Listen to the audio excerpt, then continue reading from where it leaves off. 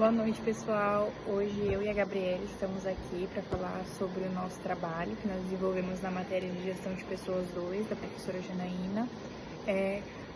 A Gabriela, ela irá iniciar, falando sobre a gestão de pessoas, que foi o tema central que todo mundo vai falar um pouquinho. E logo após eu irei falar sobre o trabalho digno, que foi o tema que a gente escolheu para dissertar no nosso portfólio. Bom, eu vou começar a falar sobre a gestão de pessoas dentro da organização. Todos nós sabemos que a gestão de pessoas, o RH, os recursos humanos, é o coração da empresa, porque é ele que vai fazer a empresa ter engajamento, fazer os colaboradores elevar de nível profissional. Só que nós sabemos que tem sempre um bloqueio entre o funcionário e a empresa que impede desses funcionários ficarem animados e capacitados para poder fazer a empresa crescer.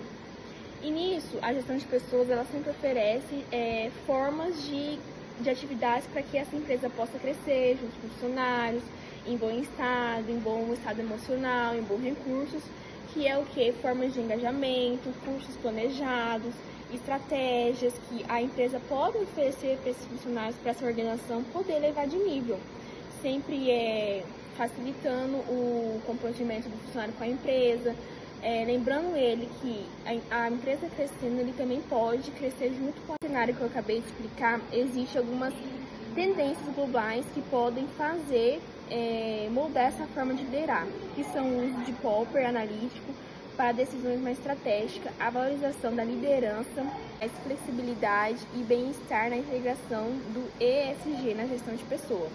O que seria isso? São formas, igual foi no começo, de atividades que podem fazer a empresa levar de nível junto com seus funcionários para que ela tenha menos concorrência e sempre esteja no topo 1 no mercado de trabalho.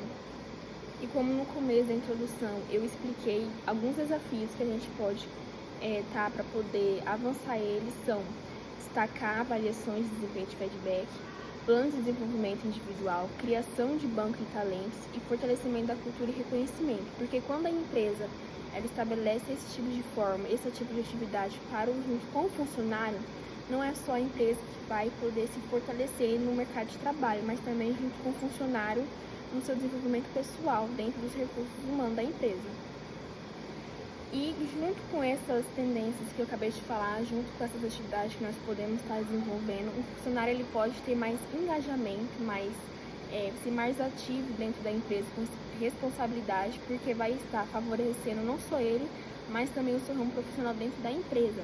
E a mensagem que eu quero deixar hoje é: investir em pessoas é investir no futuro da organização.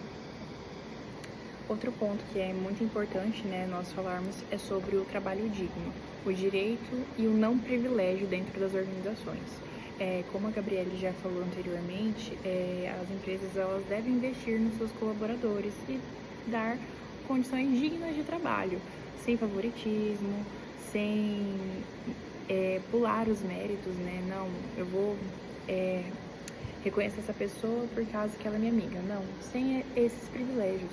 Não existir esse tipo de coisas nas organizações, que isso não favorece o ambiente.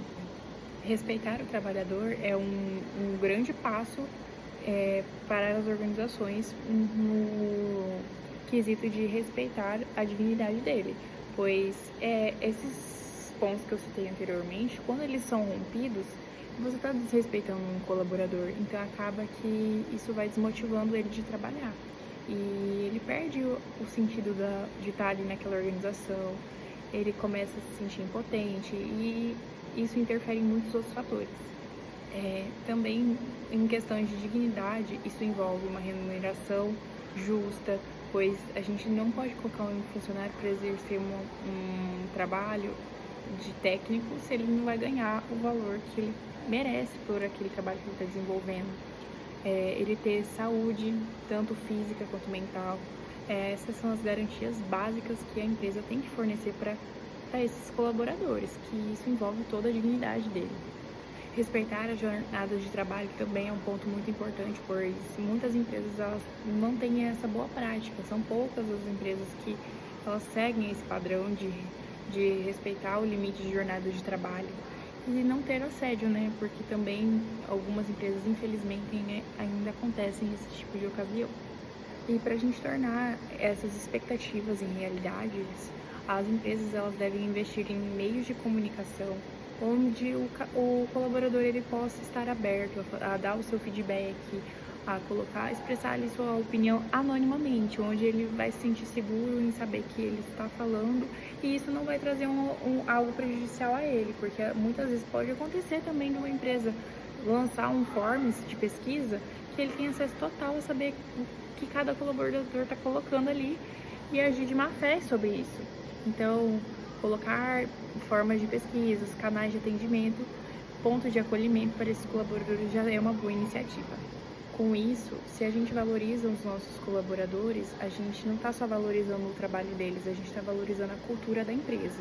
E isso traz muito o reflexo do que nós queremos transmitir para as pessoas, qual é a realidade que nós queremos trazer.